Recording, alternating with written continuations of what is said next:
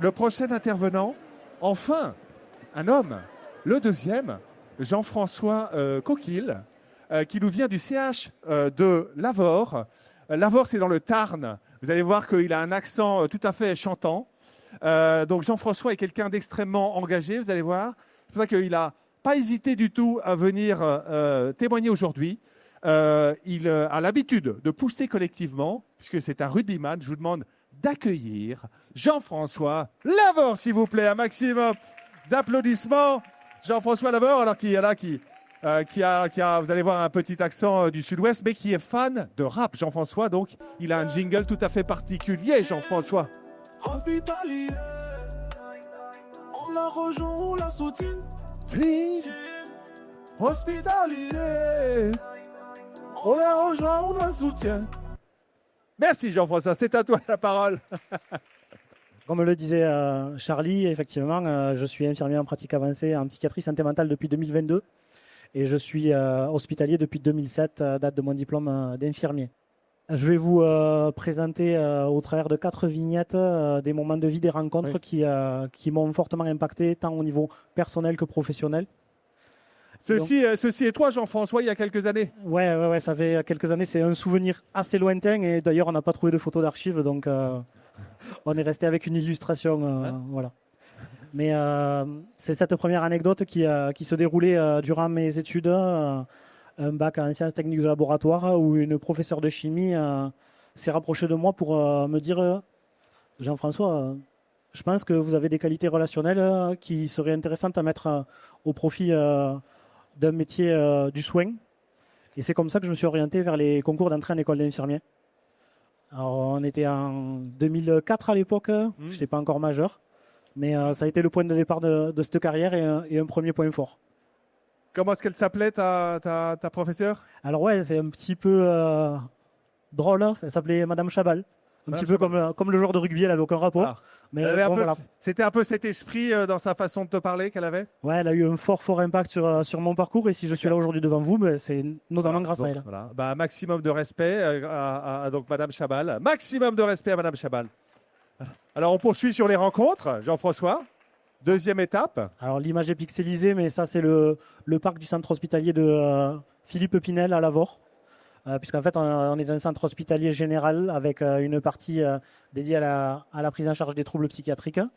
Et là, la deuxième rencontre, c'est la santé mentale dans un service d'admission. J'étais en deuxième année de mon cursus initial à l'été 2006 où je vais dans un service assez précaire d'admission où se côtoient à la fois des patients qui présentent des états de crise, des troubles psychotiques, des crises suicidaires, des troubles de l'humeur.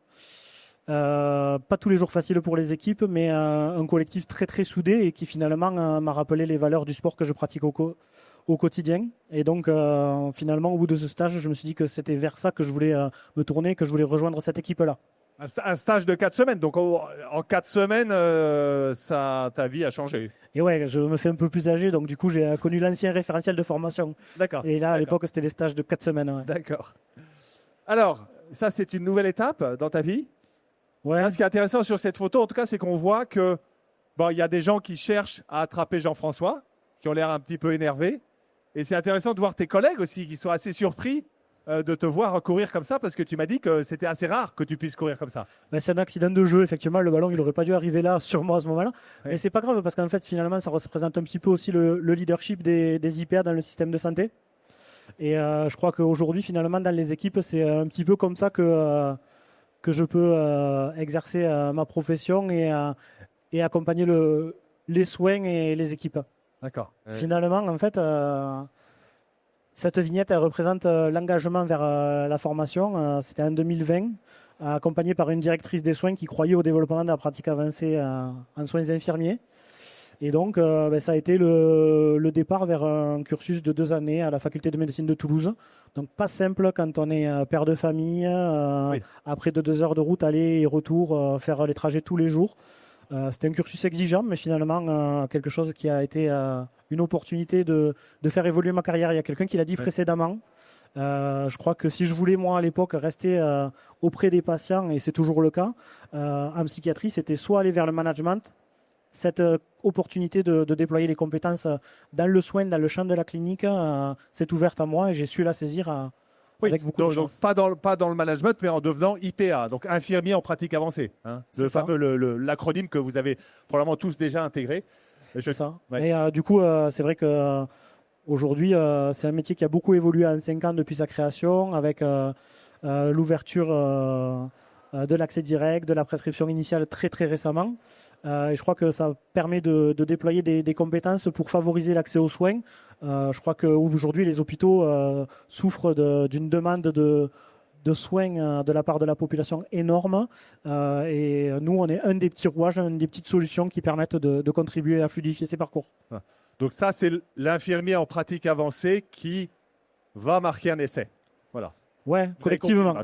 Collectivement, il n'est pas tout seul. Alors, et j'ai envie de te parler, Jean-François, pour finir, de l'avenir. Là, on te voit en train de regarder l'horizon. Comment te projettes-tu dans l'avenir ? L'avenir, c'est continuer en tant qu'IPA à accompagner les démarches de l'établissement.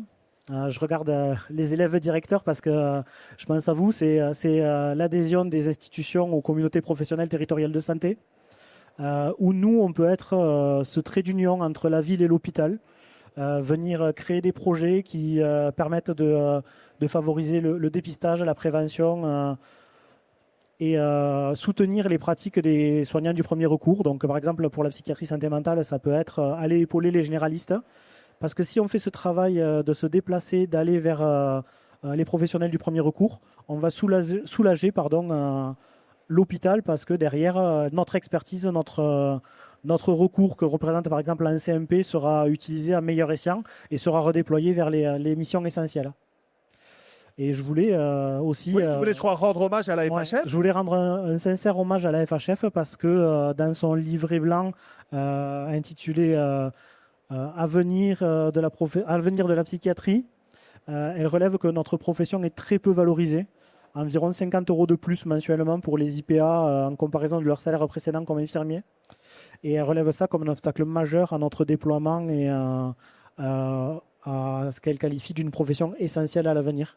Donc merci beaucoup bien vu la FHF. Un maximum de respect à la FHF qui nous reçoit et à Jean-François Coquille, s'il vous plaît. Merci beaucoup. Merci Jean-François. Merci à tous.